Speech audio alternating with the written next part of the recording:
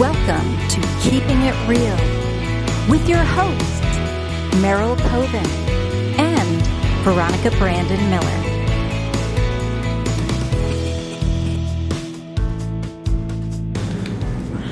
Hi, I'm Veronica. And I'm Merryl. And this is Keeping It Real in Real Estate.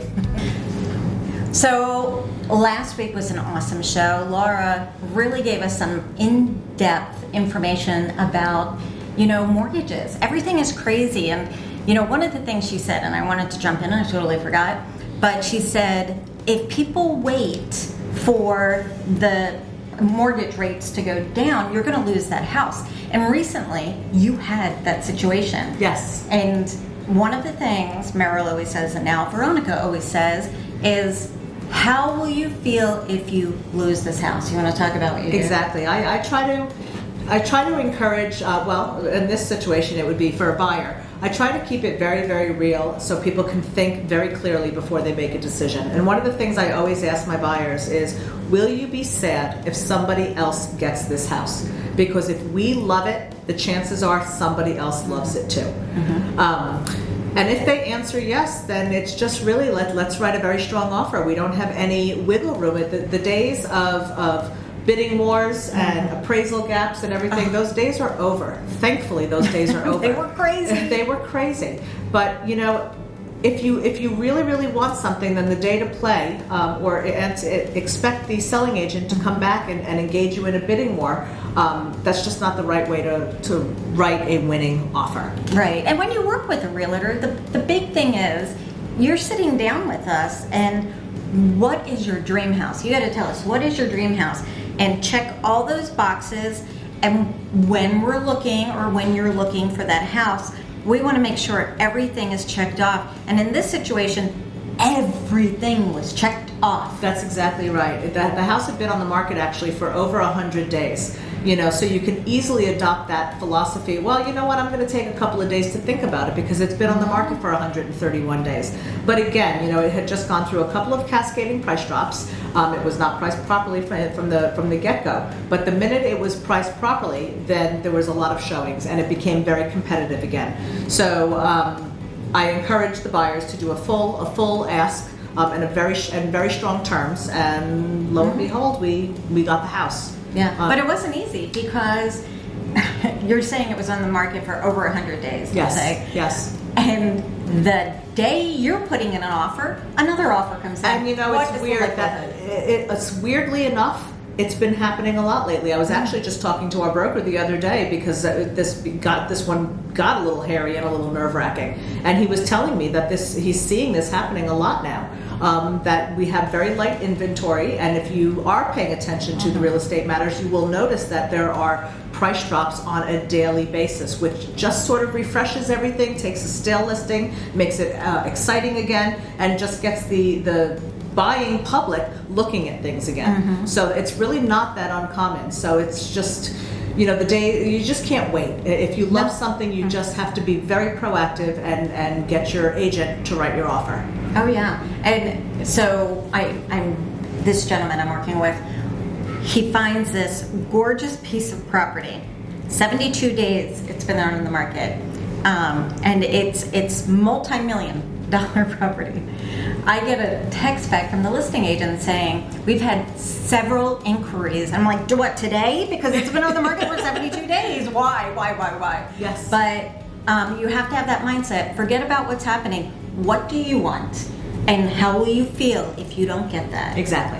Yes. Exactly. And I think the one other thing that I do to take that to the next level, because a lot of times people just don't understand real estate, and they don't have to. That's our job to understand it, and our job to make sure that you understand it through us. So with that being said, something else I always say is, just the general knowledge that once something closes in the market, we are able to see what it closed for. Mm-hmm. So often I say to people, because I've had this conversation with buyers 30, 45 days after a transaction closes. So I'll say to them, once a transaction closes, I can see what it's sold for. So let's just use the round number of $700,000, which is what this house was listed at. Mm-hmm. If we would have written an offer for $680,000, which would normally be a very decent offer on a $700,000 home. However, it checked all of our boxes. We did not want to potentially lose this house. So I was not advocating necessarily for an under ask offer. But with that being said, if they would have dug in their heels and said 680 is all we want to offer, in 30 to 45 days, I would be able to see what that house closed for. And I don't want to ever again, because I've said it before, say to a buyer, hey, look, that $700,000 home sold for $690. To then have those buyers that were writing an offer of $680, have those buyers say, $690, shoot, we would have paid that. If you would pay that, then offer that from the get-go. Because it's a very hard nut to swallow when you're 30, 45 days out, you're still a little disheveled about losing that offer, and then you realize it closed for something you would have offered. Just offer it from the beginning. Right, because it's stress on you, it's stress on them. You know what you want, you find it, great. But there are certain times where they'll say, this is as high as I'm going. And it was a $4,000 difference from the other, and the seller accepted the other because it was higher. So when you go back, because we've had this situation for both of us, and you go back to that buyer, well, I would have gone up. No. You told me this is your max. Yes. So even though you're working with a realtor and we're giving you advice, please follow our advice. We're in the market. We know the trends. We know what's happening, and we are here to serve you. Yes. So yes, and had this last buyer not listened to me and dug in at that 680 ask, we would not have gotten this property, and we would have been having this conversation 30 to 45 days from now, and they would have lost this property. Right. So I'm very, very grateful that they listened. Well, congratulations. Thanks. I love it. Now it's title time with Cynthia Riddell from Riddell Law Group.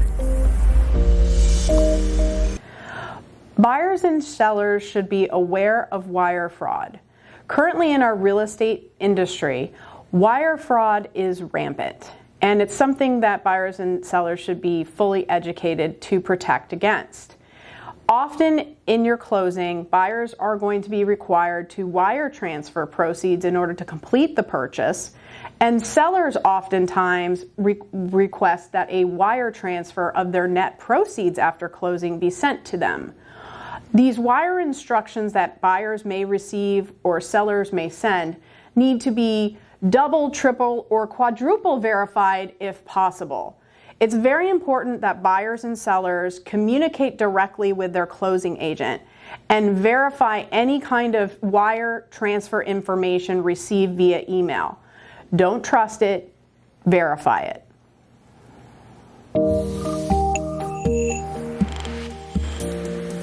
Now it's time for a Mortgage Minute with Laura Hanzelka from Guaranteed Rate Affinity. Hi, it's Laura Hanzelka with Guaranteed Rate Affinity, and I'm here with your Mortgage Minute.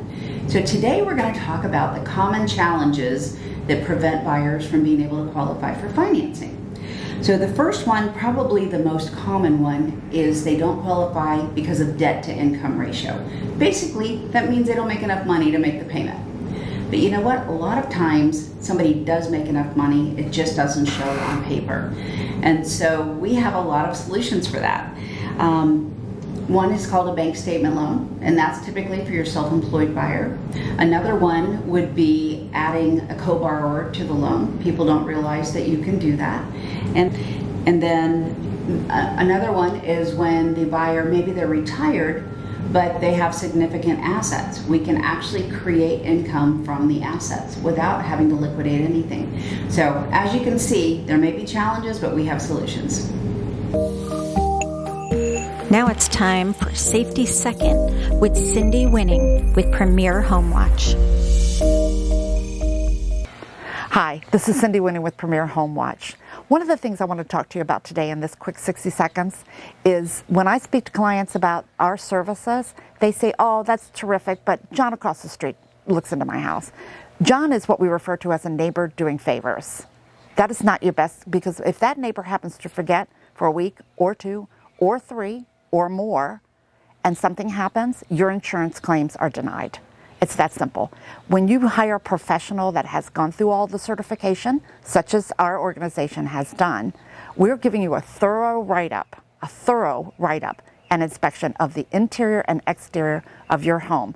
So if something were to occur, and let's face it, I can check that home today and something can happen tomorrow. But we're going to catch it before damage becomes disaster and your claim is covered.